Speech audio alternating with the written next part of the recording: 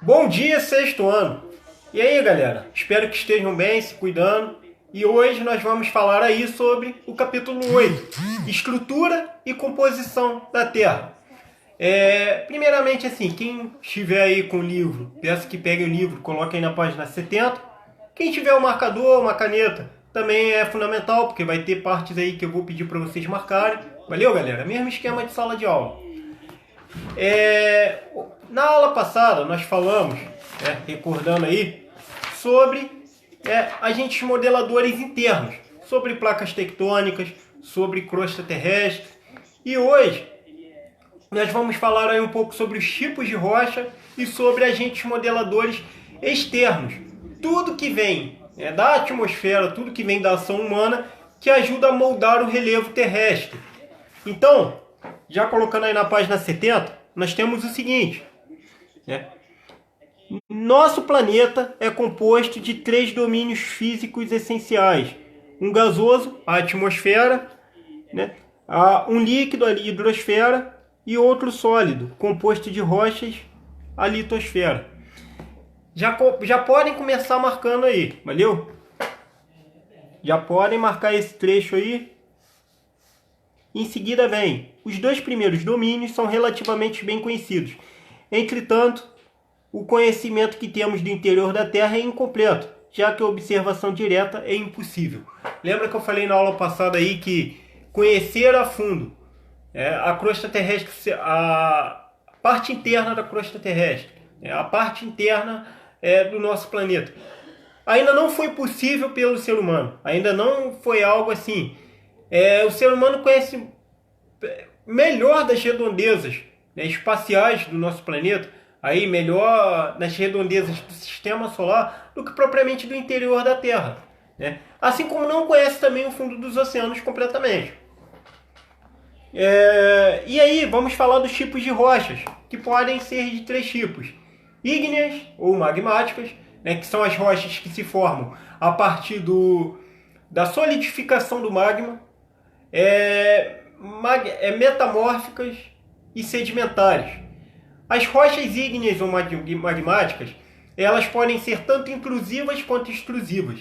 Elas são intrusivas quando essa solidificação se dá no interior do planeta, e extrusivas quando ela se dá no exterior, ou seja, ela chega à superfície e vai solidificando.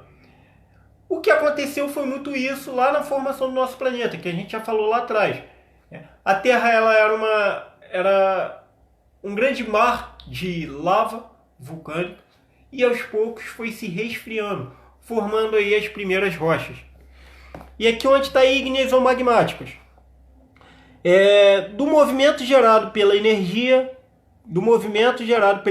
vinda do núcleo do planeta, material semilíquido, que é empurrado na direção da superfície e expelido pelos vulcões. Ganha 2 nomes e provoca o surgimento de um tipo de rocha especial, a ígnea ou magmática. E aqui também fala da questão das rochas intrusivas e extrusivas. Peço que vocês marquem os trechos em negrito, está aqui na página 70. Fala aí das rochas magmáticas, formadas por meio do vulcanismo. Aqui também nós temos a mostra do granito, que é um tipo de rocha magmática. É esse granito aí que utiliza-se principalmente de forma ornamental nas construções, que coloca às vezes dando suporte aí embaixo de portas e janelas, beleza? Esse é o granito. O outro tipo de rocha magmática é exclusiva, que aí também é aquela que chega à superfície terrestre. Então essa parte aí, como eu já falei, eu não vou ler de novo. Valeu? Vocês podem pegar aí e marcar esse parágrafo, esses 2 parágrafos aqui. Beleza? Rochas sedimentares. E agora sim, peguem aí o marcadorzinho e vamos nessa. As rochas sedimentares surgem a partir da erosão de outras rochas, cujos restos, sedimentos, daí seu nome, foram transportados por rios, mares, ventos e pelos seres vivos, ou que sofreram reações químicas e físicas, que aí é o chamado intemperismo. O intemperismo Ele pode ser químico, físico e biológico. Então, assim, por exemplo, intemperismo físico é quando uma rocha determinada ela sofre uma alteração na estrutura por meio de um evento. Por exemplo, sei lá, uma fissura decorrente aí do calor, né? É algo gerado pelo intemperismo físico, né? Por exemplo, uma raiz que nasceu numa árvore é um intemperismo físico. No entanto, a água e o vento não carregam consigo apenas partículas de rochas, levam também em sua passagem restos de plantas e animais que se juntam no processo natural aos sedimentos rochosos que foram desprendidos de seus lugares de origem, formando rochas e bacias sedimentares, num processo conhecido como litificação. Então, galera, esses restos orgânicos, né, e pedaços de rochas também, que foram trazidas de outros lugares, se compactam. Esse processo é chamado de compactação, ou como o livro diz, litificação. E aí, vale lembrar que as rochas sedimentares, as bacias sedimentares, elas possuem uma riqueza muito grande de combustíveis fósseis, como por exemplo o petróleo, como o carvão, que são restos de organismos vivos também, que viveram há milhões e milhões de anos. E vocês sabem que hoje o petróleo ele tem uma importância fundamental para a economia mundial, né?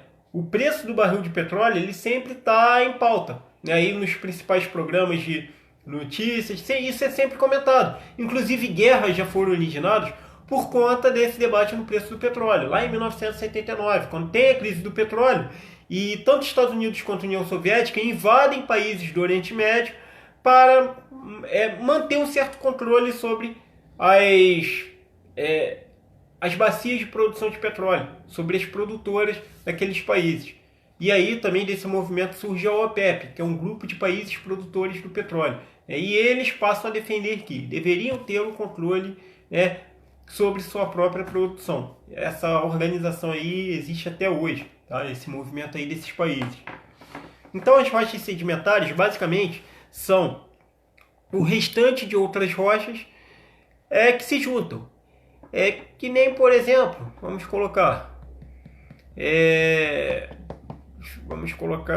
eu estou pensando num exemplo claro aqui, né, que eu possa usar. Vamos colocar, como se fosse uma gelatina colorida. A gelatina colorida ela não tem gelatina de vários sabores. Eu não entendo muito de cozinha, mas ao que parece é isso, que é várias cores ali misturadas, formando uma única gelatina.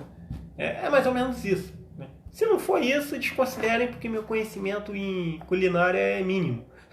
Mas é a junção de várias rochas que formam aquela. Ou então uma salada de frutas. Aí está mais próximo, né? A junção de várias frutas ali formando um único aperitivo, um único prato. Valeu? Então, as rochas sedimentares são isso, a compactação de várias rochas aí.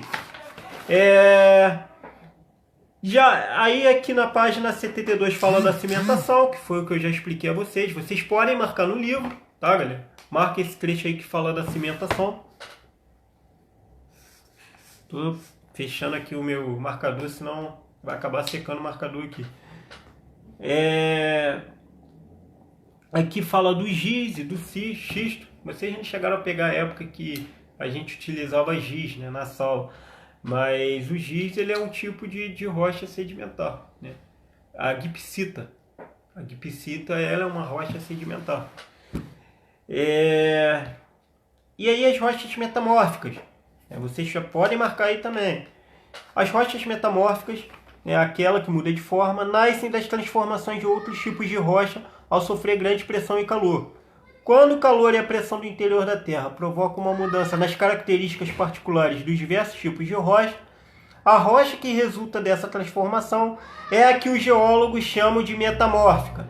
Por essa razão, a grande maioria das rochas mais antigas do planeta é do tipo metamórfico. Então,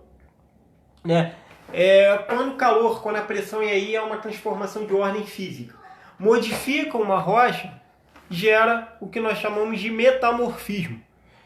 E aí vocês marquem também esse conceito, valeu, galera? Esse conceito aí será cobrado nas próximas avaliações de rochas sedimentares, magmáticas e metamórficas, né? Podem fazer essa marcação aí.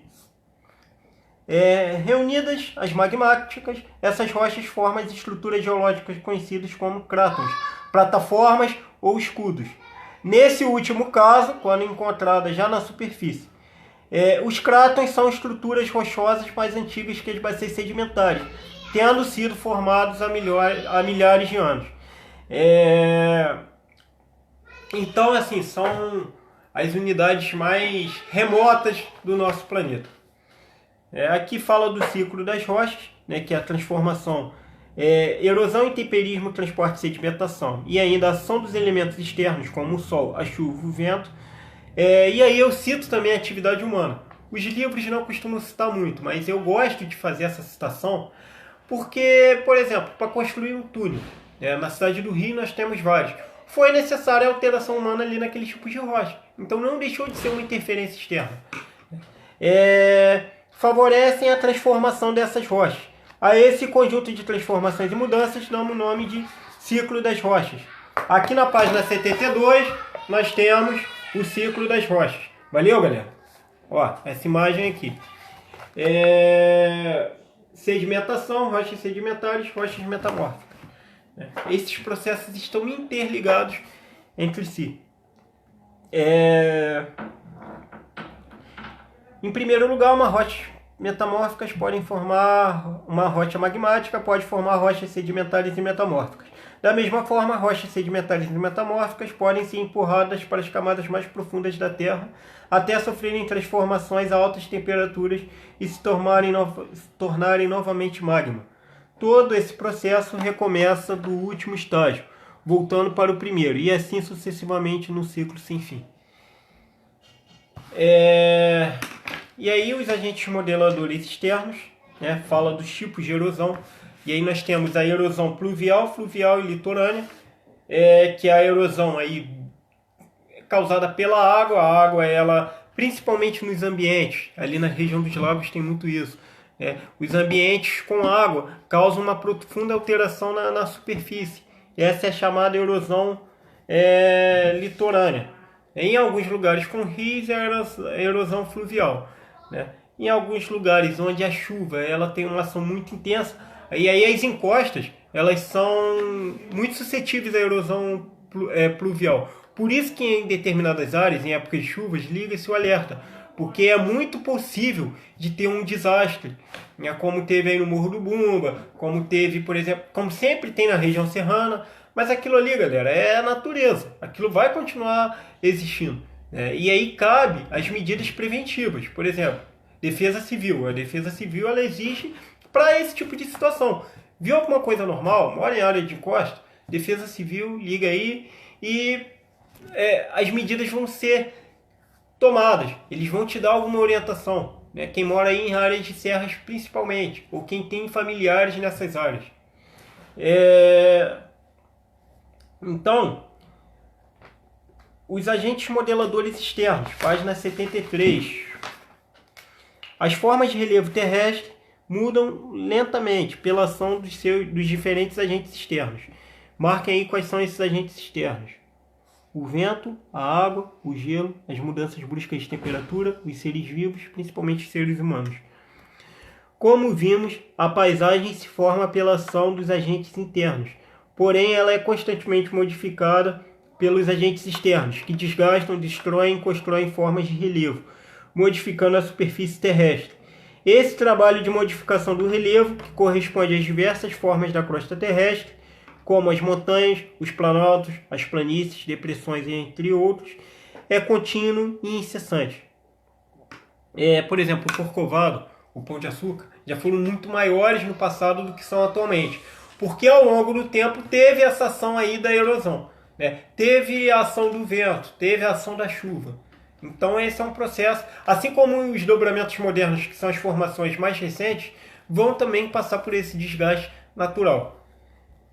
Essas mudanças realizadas através do processo de erosão e sedimentação, a erosão quebra o desgaste dos materiais das zonas mais elevadas, que são transportadas pelo vento, pela água ou pelo gelo, e se sedimentam nas áreas mais baixas. Dessa maneira, o relevo se transforma. As rochas se desagregam, né, quebram e se desgastam de diversas maneiras, pela variação da temperatura e pela dissolução dos minerais. A alteração na composição mineral, e aí eu vou pegar aqui uma amostra de rochas e minerais, vocês vão entender um pouco melhor. Aqui. Isso aqui é uma amostra de rochas e minerais. Não sei se vocês conseguem visualizar aí.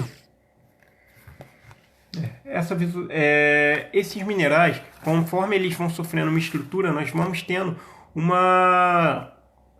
essa mudança nas próprias rochas, né? Essa desagregação.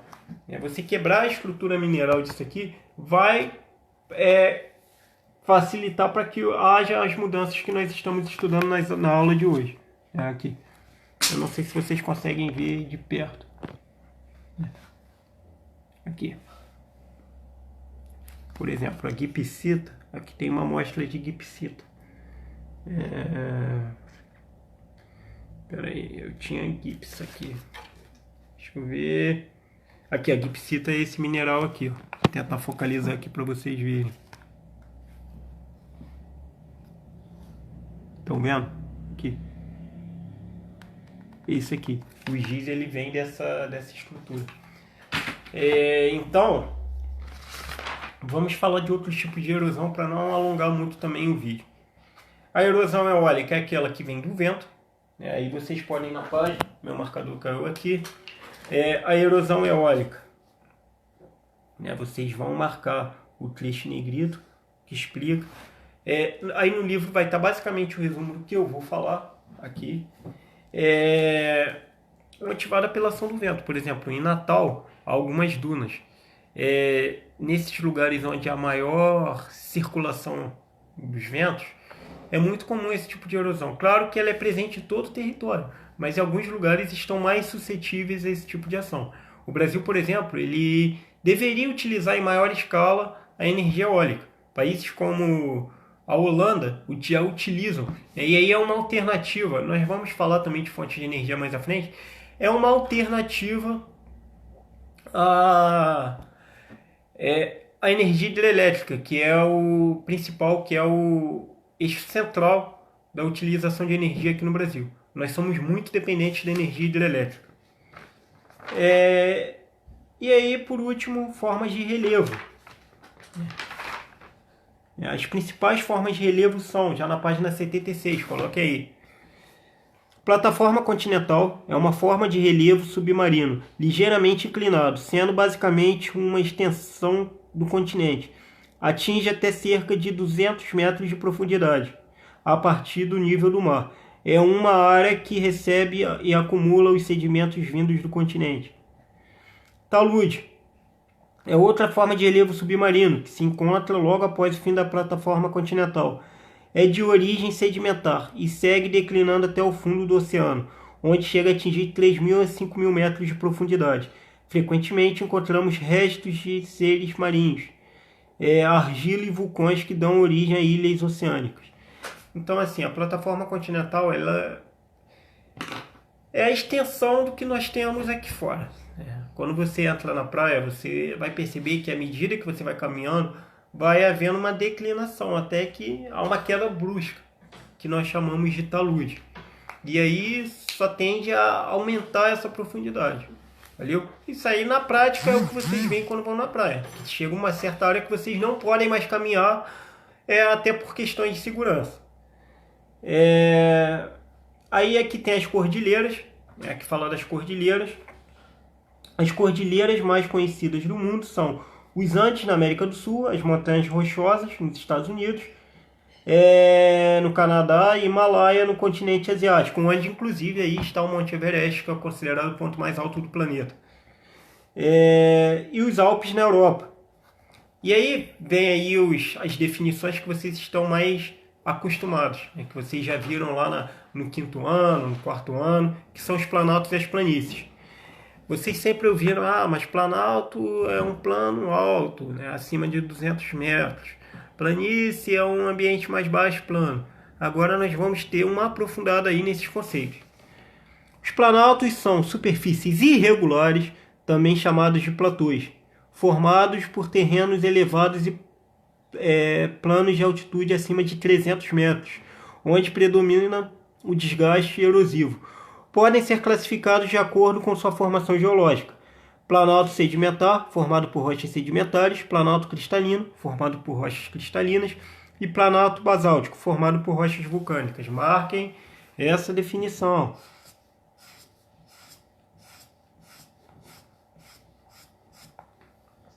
Já as serras, e aí vale dizer, aqui no Brasil nós não temos montanhas no sentido recente, montanhas na melhor das definições, nós temos principalmente serras. As serras são superfícies alongadas com topos irregulares, muitas vezes isolados. Geralmente formam um conjunto de montanhas antigas que sofreram desgaste pelos agentes das intempéries ao longo do tempo. Foi o que eu falei lá atrás, do Pão de Açúcar, do Corcovado, que há muito tempo atrás eram maiores. Então as serras, elas são montanhas que sofreram esse processo aí que eu já havia dito. E mais tarde falhadas. No Brasil tornou-se comum denominar serras as bordas dos planaltos. Então aqui nós temos serras de Petrópolis, Serra do Mar, Serra das Araras, Serra da Mantiqueira. Nossa região, inclusive, a unidade de relevo que marca a nossa região são os planaltos e serras do leste e sudeste. Então é muito comum, por exemplo, se você for para o Nordeste, determinadas regiões do Nordeste, para a região central do Brasil, nós não vamos ver tanto a ocorrência de serras quanto vemos aqui, na região sudeste. É típico da nossa região, os planaltos e serras do leste e sudeste. E aí, assim, alguns geógrafos, como Aziz Absabe, como o Jurandir Rocha, eles destrincharam o relevo brasileiro e aí elaboraram classificações específicas.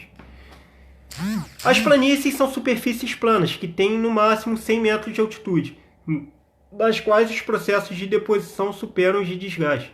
São formadas por processos de sedimentação de rios, mares e lagos, e geralmente classificadas de acordo com o agente responsável por sua formação, como, por exemplo, a planície costeira ou marinha, planície fluvial, tem a ver com os rios, planície glacial, gelo. Então, o processo de desgaste, de erosão sedimentar que os rios causam, estão muito associados às planícies. As planícies, elas geralmente estão nesses ambientes aí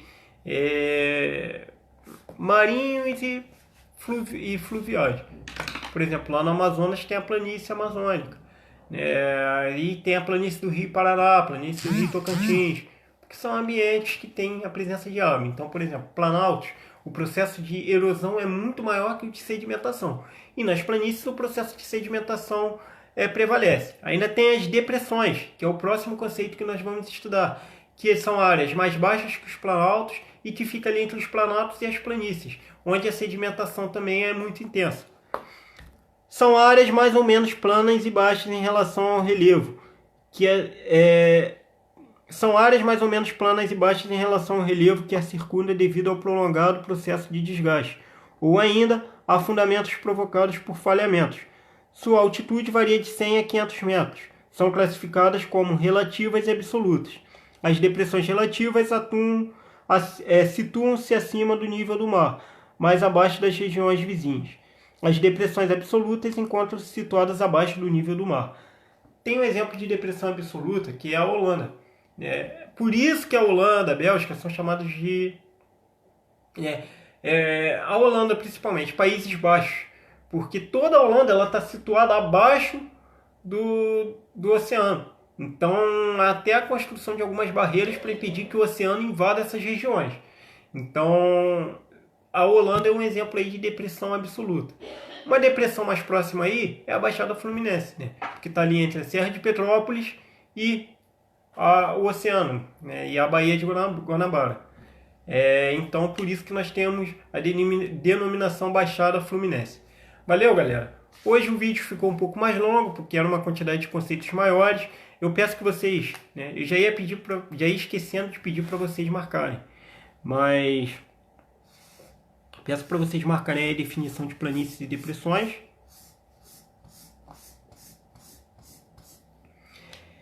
E na próxima aula falaremos aí sobre formação dos solos de forma específica. É muito importante e é um tema bem legal para ser abordado.